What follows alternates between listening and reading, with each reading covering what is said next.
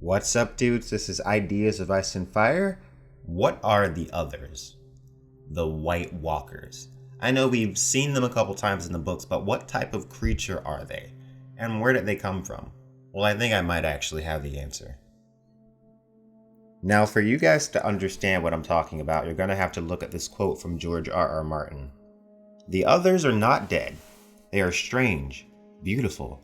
Think, the Sadi, made of ice, something like that. A different sort of life. Inhuman, elegant, dangerous. Alright, so the TV show didn't really get the whole elegant and beautiful thing right.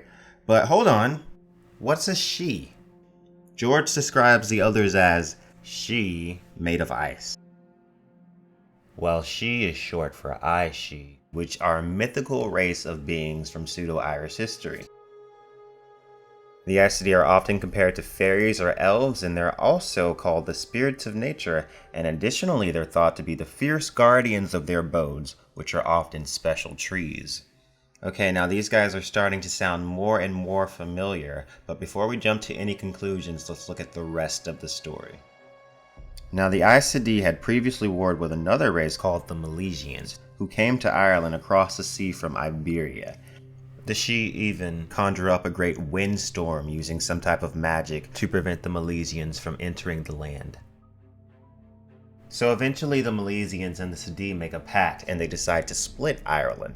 The Milesians take the world above and the Sidhe take the world below, also called the Otherworld. Okay, now this is starting to sound really familiar. Let's compare this to A Song of Ice and Fire.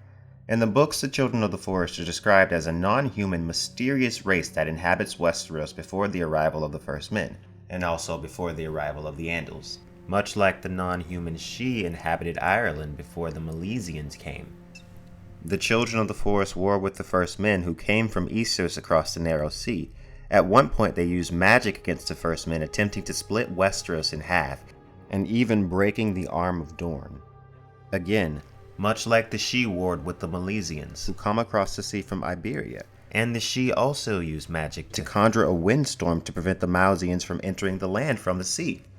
After a bunch of war, the Children and the First Men end up making a deal, and the Children get the deep wood and the First Men get everything else. Very similar to the way the Sidhe and the Milesians agreed to divide Ireland. So it seems like George R.R. Martin has taken these elements from Irish mythology and put them into A Song of Ice and Fire. The Sidhe are clearly the Children of the Forest, and the Milesians are clearly the First Men and partially the Andals. So if the Sidhe are the Children of the Forest, and George R.R. Martin describes the others as looking like Sidhe but made of ice, then is he implying that the others are simply another type of Children of the Forest? Or at least a branch of their people that perhaps discovered a different type of magic? The Children of the Forest don't all think with the same mind, so they can't all be alike. They've spent thousands of years confined to the deep woods. Westeros is rightfully theirs, their numbers have severely dwindled, but there's nothing they can do about it, and it's because they're not strong. They have magic, but the First Men are stronger, bigger. They've got better weapons, they've got more consistent fighting tactics. So is it conceivable that some of them went off, and through means which are still very cloaked in mystery, became the others? Now, we don't know exactly what lies within the land of Always Winter, but I'm gonna give a little bit of speculation. Perhaps these children journeyed to the land of Always Winter and discovered some entity. Perhaps they made a deal with this entity. Now I'm not exactly sure what they would have to offer this entity, but perhaps this entity offered them the ability to defeat mankind. Not only could this entity give them power to become stronger physically and give them the ability to make superior armor and superior weapons to the humans, it would also no longer matter if there are only a few of them left to oppose humanity, as they can use the bodies of humans that they kill as their thralls. But with the power that these children who become the others are granted, there is a price, and the price is, wherever they go, cold and darkness follow. So the Children of the Forest would essentially be betraying everything that makes them them. A forest can't grow in darkness. But you also have to make the assumption that there are children of the forest that didn't become the others, since children appear in A Dance with Dragons. And these children I don't think would be okay with the forest being frozen and constant darkness, because they're all about nature. So when the last hero asks for help to stop the others, why would they say no? But, alas, there really is no evidence for some power-granting deity in the land of always winter. But, is there?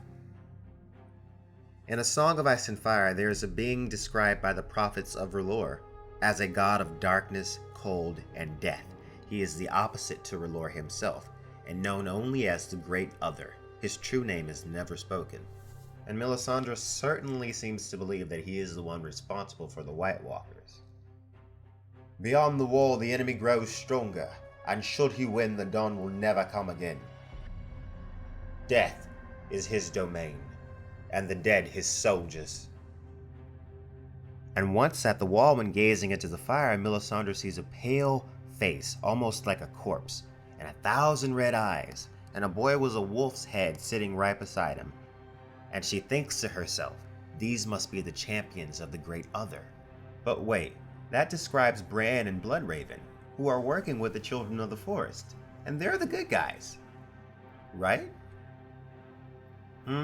Now that I do think about it, they were led to the Children of the Forest in Bloodraven's cave by a reanimated corpse, who seemed to be brought back by a magic similar to that used by the others. Okay, there is indeed something quite strange going on in that cave with the Children of the Forest and Bloodraven. Just think about it for a second. There's this guy, seemingly inexplicably, in this cave, surrounded by Children of the Forest, and he's plugged into this tree, and he's got the vines and the thorns growing through his body, and he's unnaturally old and scary looking, and he's just down there in the dark watching everything. I think the simple fact of the matter is we don't have enough pieces of the puzzle. Could the others have finally convinced the remaining Children of the Forest to join their cause against the humans? Perhaps. Possibly. I don't know. In conclusion, I believe that the story of the Children of the Forest versus the First Men is essentially the story of the Sidhe and the Milesians. And if George R. R. Martin's quote implies what I believe it implies, then that means that the others could be descended from the Children of the Forest. Thank you guys for watching. Make sure you like this video and subscribe for more ideas of Ice and Fire.